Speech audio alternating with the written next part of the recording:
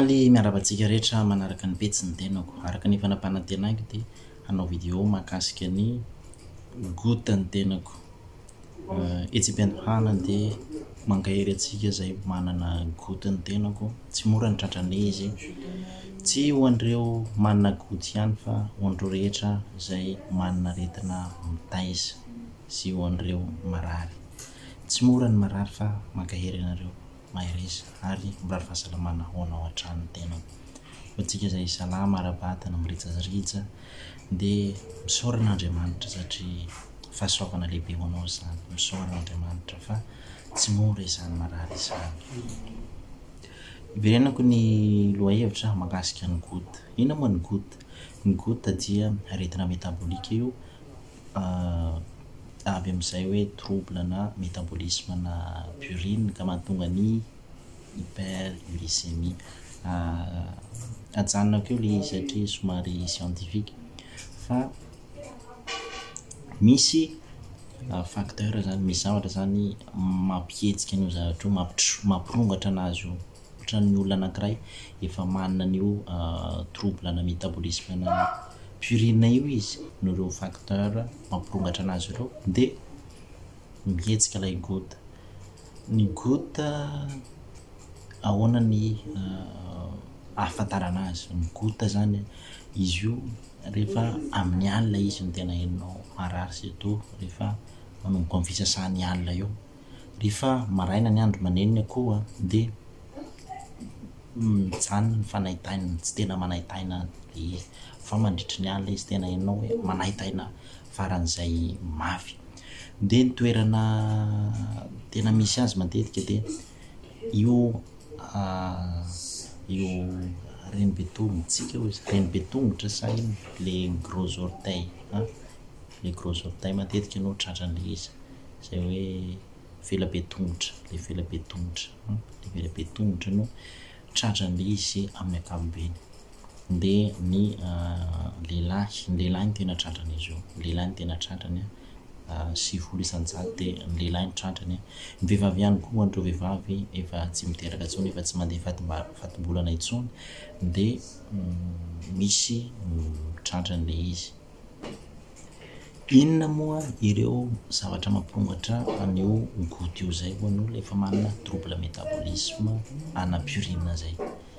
misy ny sakafo hanintsika mahatonga ny izy ka izay indrindra mahatonga anao an'ity video ity mba hampafantatra anao ireo karazana sakafo tsy tokony hohaninao sy ireo karazana sakafo tokony salasalaina ny fihinanana azy ary ireo sakafo azonao hohanina tsisy arakaraka. Eo ihany koa anisany mampiesika ny goutte eo ihany koa ny kiraro tery ka fadio ihany koa manao kiraro tery izay avy dia idirako ilay hoe inona avy ireo karazana sakafo ireo be dia be ilay lista ka vakiko amintsika ilay izy efa nandray note mihitsy mba tsy ho adiniko izany ilay izy dia niraisiko note mihitsy ilay izy be dia be izy reto misy zany ny sakafo izay tena atao misy an'izay purine zay tena hoe manan-karena en purine ilay sakafo ka ireto sakafo reto dia fadio mihitsy raha ohatra hoe ianao manana an'izay problème na métabolisme na purine zay no misy goutte ianao dia fadio reto sakafo reto. Inona daholo ireo sakafo ireo dia ny fokena zany fokena ohatra fon'omby ohatra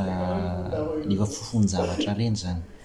dia eo ihany koa ny crevette ny antikena mila fadintsika reny ny gibier moa ireny biby na vorona fihaza reny ohatra hoe trandraka ohatra hoe inona koa ohatra hoe tsipoy ohatra hoe kibo reny vorona reny ohatra hoe apahy reny vorona reny zany mila tsy hohanintsika reny karazana fihaza zany hena fihaza reny.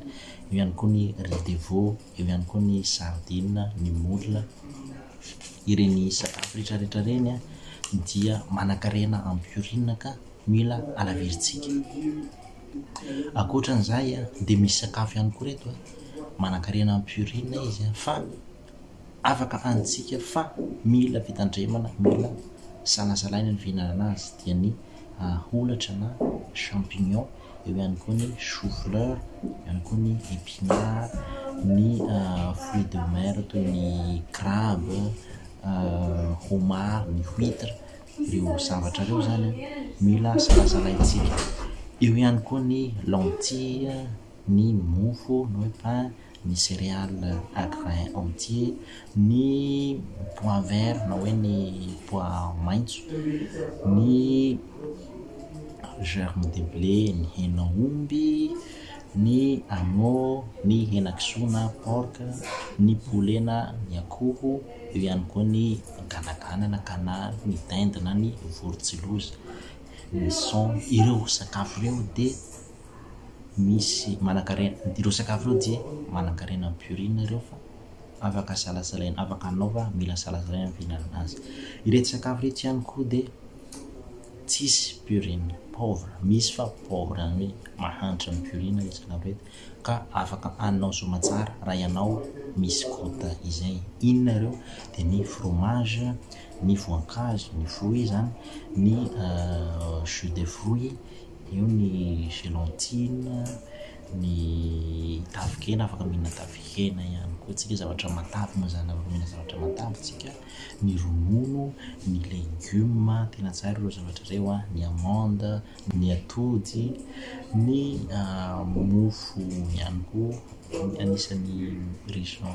en céréales izy fa afaka haninao ihany koa ny céréales raffinées fa tsy céréales grains entiers. Eo ihany koa ny thé, ny café, afaka haninao raha ohatra anao misy an'izay hoe manana izay goutte zay. Ireo sakafo ireo zany dia afaka haninao soamantsara. Inona moa zany ny toetra tokony ataontsika? Inona ny toetra na ny fitondran-tena tokony arahanao ho anao izay manana izay goutte izay? Mila mitandrina itsika, mila tsy miaritra tsy misakafo, mila fadianao zany ny fivadian-kanina ho anao izay manana goutte, mila fadianao izay zavatra izay, ary mila fadianao ihany koa ny régime izay mahatonga ny hoe